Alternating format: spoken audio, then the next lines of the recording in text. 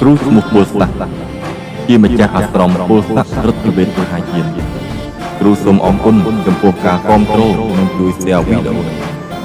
ហើយគ្រូក៏សូមបញ្ជាក់ផងដែរថាវីដេអូចែករំលែកពីថាទាំងអស់នេះគ្រាន់តែជាធម្មទាន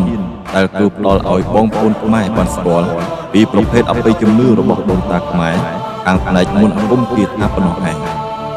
យ៉ាងណាមិញ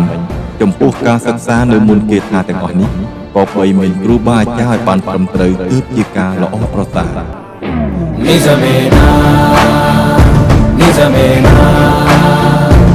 Vedike praname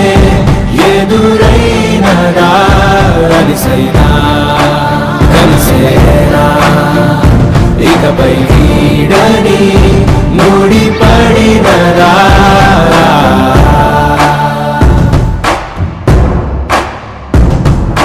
nizamena ដើម្បីថែរក្សាមរតកដូនតាខ្មែរនៃសិលសាស្ត្រវិទ្យាអាគមគាថាឲ្យបានយូរអង្វែងនិងគង់វង្ស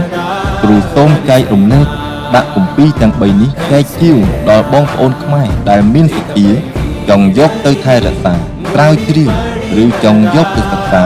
ក៏អាចទំនាក់ទំនងដោយផ្ទាល់ជាមួយគ្រូតាមលេខខាងលើហើយម្យ៉ាងទៀតចំពោះបងប្អូនកូនសិស្សដែលចង់ធ្វើស្នេហ៍សាក់យ័ន្តដោះអំពើស្រោចទឹកមើលជោគជតារិស័យក៏អាចអញ្ជើញមករកគ្រូបានផងដែរ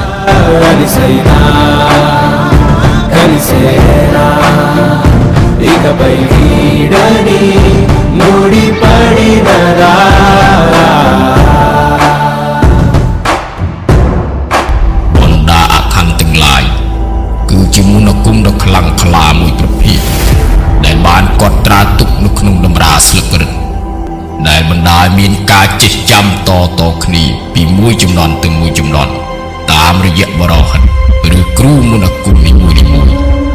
ហើយបណ្ដាឋានទាំងនេះល្អឬអាក្រក់គឺស្ថិតនៅលើការដឹកនាំបង្ហាត់បង្ហាញដើម្បីឲ្យប្រើប្រាស់ទៅលើផ្លូវណា